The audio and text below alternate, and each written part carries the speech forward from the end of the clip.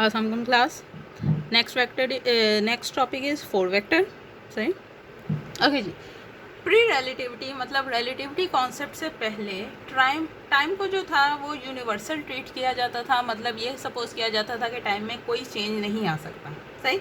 जबकि last time जब Einstein की मैंने एग्जांपल दी थी तो हम लोगों ने कहा था कि डिफरेंट ऑब्जर्वर के लिए टाइम जो है वो डिफरेंट तौर पर बिहेव करते हैं. सही. मतलब रिलेटिविटी ये कहती है कि टाइम में चेंज आ सकता है. अगर टाइम में चेंज आ सकते हैं तो जो हम लोग फैक्टर इस्तेमाल करते थे चेंजिंग के लिए वो रिलेटिविटी से पहले बेसिकली तीन कॉन्सेप्ट्स होते थे. Dimension which are x y z, और हमारा कोई भी जो वेक्टर था वो एक्स वाई जी वेक्टर्स पे डिपेंड किया करता था, एक्स वाई जी कंपोनेंट्स पे डिपेंड किया जाता था रिलेटिविटी के टॉपिक से पहले. सही.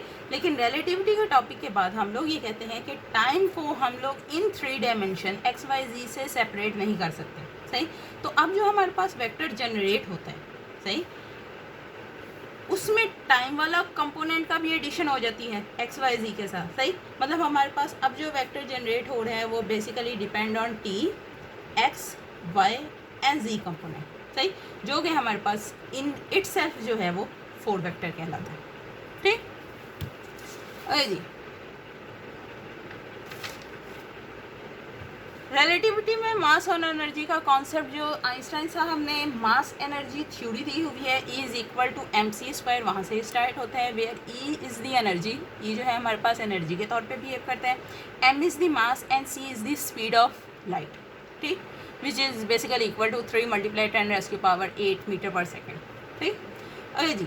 Next, according to Einstein energy and mass are equivalent, transmutable, interchangeable. मतलब एनर्जी और मास में ना सिर्फ इक्वलेंस का रिलेशन पाया जाता है बल्कि वो एक दूसरे के साथ इंटरचेंज, एक दूसरे में ट्रांसफ़र भी हो सकते हैं. ठीक. ओके जी. नेक्स्ट डेफिनेशन जो हम लोग डिस्कस करने लगे हैं वो हमारे पास है रेस्ट मास. रेस्ट मास किसी भी पार्टिकल का वो मास है जो उस वक्त मेजर किया जाता है जब वो रेस्ट फ्रेम में हो.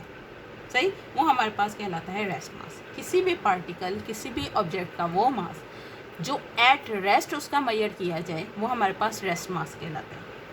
ऑफिशियली फिजिक्स के पॉइंट ऑफ व्यू से नॉर्मल मास की जो डेफिनेशन है वो बेसिकली रेस्ट मास ही होता है. सही. लेकिन रिलेटिविटी में ये सपोज किया जाता है कि जब कोई भी ऑब्जेक्ट मूविंग कंडीशन में होता है तो उसके मास में वेरिएशन आती है. सही. इसलिए हम लोगों ने rest mass is basically initial mass जो उसका ओरिजिनल मास होता है. सही. और नेक्स्ट जो हम लोग एम ले रहे हैं वो वाला मास है जो ड्यूरिंग मोशन उसके मास में जो चेंज आ रही है वो है. सही. इसलिए हम लोगों ने कंसीडर किया हमारे पास रेस्ट मास जो है वो एम नॉट है और जो पार्टिकल है वो वी के हिसाब से मूव कर रहे हैं, कोई भी ऑब्जर्वर ज़ीरो के लिए. सही. अब उस ज़ीरो के लिए जो उस पार्टिकल का इस वक्त जो मैस आएगा वो हमारे पास बेसिकली कहलाएगा m is equal to M not into gamma. सही.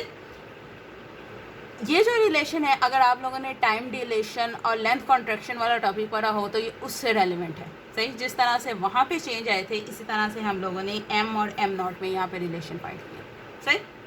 ओके. इसको हम लोग इक्वेशन नंबर 1 का नाम दे देते हैं. गेमा को हम लोग पहले भी इस्तेमाल कर चुके हैं. 1/√1 माइनस वी स्क्वायर ओवर सी स्क्वायर के इक्वल का सपोज किया हुआ है हम लोगों ने. ठीक. ओके जी. From binomial expansion.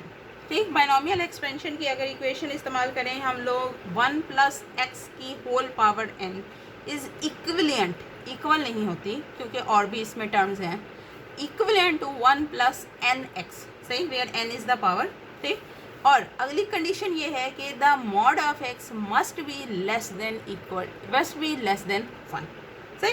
Okay ji. अब हम लोगों ने यहाँ बाइनोमियल एक्सपेंशन इसलिए दी है कि हम यहाँ पे इस फैक्टर के लिए बाइनोमियल एक्सपेंशन लगाने लगे. सही. For our case 1 - v square over C square √ -12 square root पहले भी लगा हुआ था, माइनस इसलिए कि वो बेसिकली ऊपर जाएगा तो साइन में चेंज आ जाएगा. सही. ओके जी. अब अगर इसका और मैं इसका कंपैरिजन करती हूँ, पहली टर्म 1 सही है. यहाँ पे इशू आ रहा है कि क्या मैं इसको इस तरह से कंसीडर कर सकती हूँ + -v स्क्वायर ओवर सी स्क्वायर इंटू -12. n जो है वो -12 के बराबर है. x जो है वो हमारे पास -v स्क्वायर ओवर सी स्क्वायर के बराबर है. इस हिसाब से अगर इसमें चेंज लाऊं तो बेसिकली ये आ जाता है हमारे पास plus into sorry 1 as it is plus n की पावर वैल्यू लिखनी है -12 इंटू x की वैल्यू लिखनी है -v²/c², जो कि कैलकुलेशन के बाद हमारे पास कोई इस तरह की पिक्चर आ जाएगी। ये बता नहीं क्वेश्चन नंबर 2। सही, ये वाली चीज़ हम लोगों ने डिस्कस की है। अब ये वाली कंडीशन डिस्कस करनी है। सही, यहाँ पे कंडीशन बाइनोमियल एक्सपेंशन की ये थी कि जब मॉड ऑफ x है वो लेस देन 1 होना चाहिए। सही, अब अगर मैं x की वैल्यू जो मैंने सपोज किया वो लगाती हूँ तो -v²/c² मॉड आ जाते हैं। मॉड की वजह से माइनस साइन ख़त्म हो जाएगा, वो इतनी बड़ी बात नहीं है। अब ये चीज़ मैंने प्रूफ करनी है कि v²/c² is basically less than 1। सही, अब यहाँ पे c क्या था हमारे पास, स्पीड ऑफ लाइट, और v जो थी वो स्पीड ऑफ एनी बॉडी या ऑब्जेक्ट की थी। सही, अगली बात यहाँ पे मैंने ये क्लेम किया है कि v जो है वो लेस देन c होगा। क्यों? क्योंकि अभी हम लोगों ने ये डिस्कस किया था कि कोई भी ऑब्जेक्ट जो है वो स्पीड ऑफ लाइट से ज़्यादा फास्ट ट्रेवल नहीं कर सकता, और अगर वो उससे फास्टेस्ट नहीं हो सकता तो डेफिनेटली उससे कम होगा। सही, और अगर कोई छोटी वैल्यू किसी बड़ी वैल्यू से डिवाइड होती है तो वो डेफिनेटली जो उसका आंसर आता है वो 0 × 1 इंटरवल के बराबर आता है। सही, सो डेफिनेटली v²/c² जो है वो लेस देन जो होगा वो 1 होगा। ठीक, ओके जी। अब हम लोगों ने इक्वेशन नंबर, ये वाली वैल्यू इक्वेशन नंबर 2 जो आई थी हम लोगों ने इक्वेशन नंबर 1 में पुट करनी है। राइट, सो हमारे पास m जो कि इसके बराबर था, यहाँ पे आप वैल्यू पुट करेंगे तो इक्वल जो है वो इक्विवेलेंट में कन्वर्ट हो जाएगा, और 1 माइनस v²/c² के बजाय उसकी बाइनोमियल एक्सपेंशन लिख जाएगी। ठीक, इसको अंदर मल्टीप्लाई करें तो हमारे पास ये वाली वैल्यूज आ जाती है। ठीक, अरे जी, ये हमारे पास है मास की रिलेशन। ठीक, अगर मैं इसको एनर्जी की रिलेशन में कन्वर्ट करना चाहती हूँ तो मैंने यहाँ पे दोनों तरफ c² से मल्टीप्लाई कर देती हूँ, मेरे पास ये वाली वैल्यूज आ रही है। यहाँ पे इक्वेशन में ये c² क्योंकि डिवाइड हो रहा था, मल्टीप्लिकेशन के बाद वो दोनों कैंसिल हो जाएंगे और ये वाली टर्म आ जाएगी। And we know that E is equal to mc² which implies that E is approximately equal to E0 plus half of m0 v²। ठीक, ये हमारे पास एनर्जी और मास के रिलेशंस की रियलिस्टिक अप्रोच है। ठीक, थैंक यू, अल्लाह हाफिज़।